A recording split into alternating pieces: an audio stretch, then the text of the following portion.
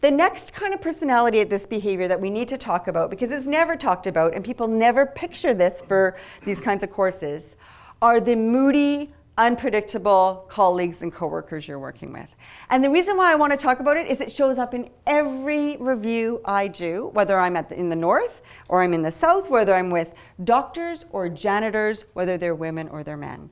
There are a group of people who think that they can have license with the rest of you and hold you emotional hostage to whatever mood they happen to be in on a given day. And everybody else is constantly watching them as they're coming in that day, right? And we like, oh, right? Like, and hopefully we're not saying it out loud, but sometimes we are, because we're kind of a little freaked, and we're like, eye contact? No. Have they looked? Have they made it? They have no eye contact today. Did they do eye contact yesterday? Yeah. They were like, they came in like this yesterday. They were bubbly yesterday. They were bubbly yesterday? They were bubbly. They were bubbly and positive. Ah, crap, why didn't I ask for it yesterday? Right? So we're trying to figure out how we negotiate requests and communication and meetings and emails, because when they're having their off day, it's freezing in there, right? It's freezing. You need to wear layers because they've brought in this ice shield, and it's like you're all shaking because it's so cold, because they bring this cold, icy energy. Okay, so I have to say something. It's crazy, okay? That's another legal term. It's crazy that we are allowing a very small group of people to set the temperature for your workplace environments based on where they're at personally. I'm not saying that there's not a good reason for why they are feeling the way they're feeling. Who knows what personal challenges they're facing? We all face a ton of them. We all do. But there's a whole group of us who figure out that when we walk into the doors of Camosun, we now have our professional cape on.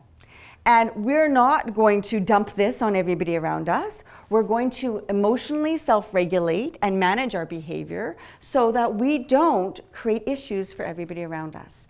And then there's a group of people who don't or can't. The people who don't need to be held accountable and say, you know what, when you come into Camosun, regardless of what you're facing in the parking lot or with your car or with your children or with your parents or with your spouse, you need to fake it till you make it. Bottom line.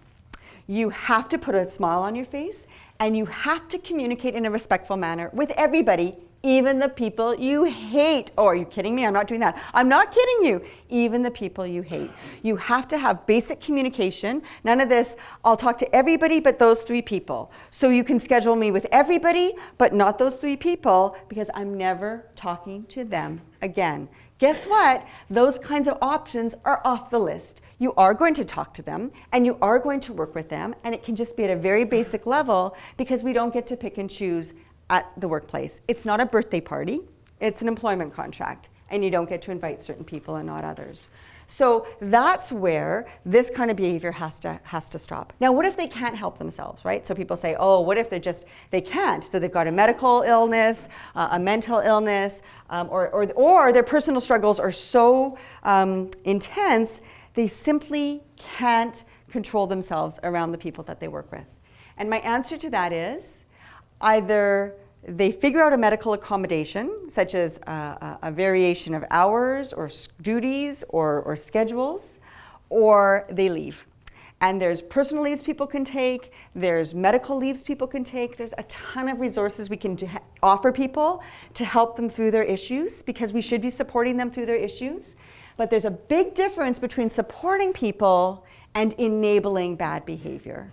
And we've got to figure out where that lies. So absolutely help people through things. I'd want to be helped through things, but not helping them at the expense of everybody who's around them. Because what's ending up happening is, in the name of medical issues, we're making other people sick. We're making entire teams sick, because we say, oh, that person has this and this, so they're going to treat you horribly. Sorry, we're hoping that they're going to get over that soon, right? It's wild.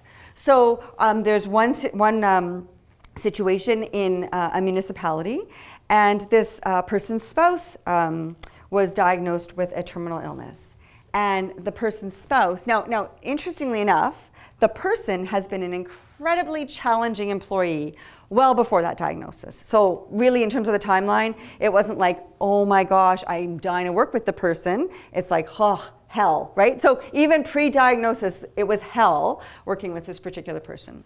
Then the diagnosis comes, and people start to say that the treatment of them is actually getting far, far worse. They're having trouble even being in the same room as her, and she's setting up errors. There's all different things going on. They're feeling their work's actually getting sabotaged.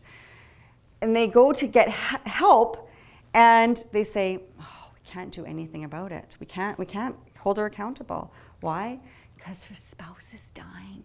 And you always know when people are refusing to hold people accountable when they start to whisper to you, right? So that's going to be the key, right? So there was this person who he was being horrible to his colleagues on a construction site, and we start to whisper, he's going through a tough child custody battle. So you always know the why, because the why is when they're whispering. But there's a thing I want you to know about, is the why someone is behaving the way they're behaving never, ever justifies the how. So this could all be true, it could be compelling, and it could be very, very sad. It doesn't justify them treating other people poorly in the workplace, period. And no legal decision has ever supported anything but that. There's a way to balance everybody's interests in the workplace, and that's something to think about. So those are all things up here. To get back to this diagram, that's not down here, that's up here. And we need to have discussions with people. You know what, when you come in and you sigh every 2 minutes, I'm not sure whether it's asthma, or there's something you're wanting to talk to me about, or there's just something going on in your personal life. So sometimes you don't even have to say that. You can say, you know what, I don't know if you know this, but you've been like, you've been sighing like that? Like for the past hour, like every 2 minutes, like, right? My 16-year-old has it down. I'm like, pardon? Is it dusty in here? Like, what's going on? I'm a little passive aggressive at home. So, aren't we all? So, I talked to this one employee who said, but I was sighing because of a situation that was going on at home. I said, but don't you get it?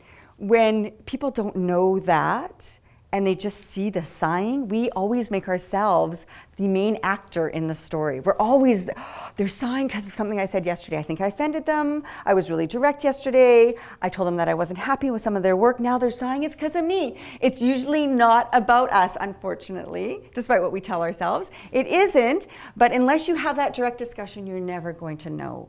So instead of having stories in your head about what someone is doing and why, have it dealt with at the dot and start dealing with it early. That's critical.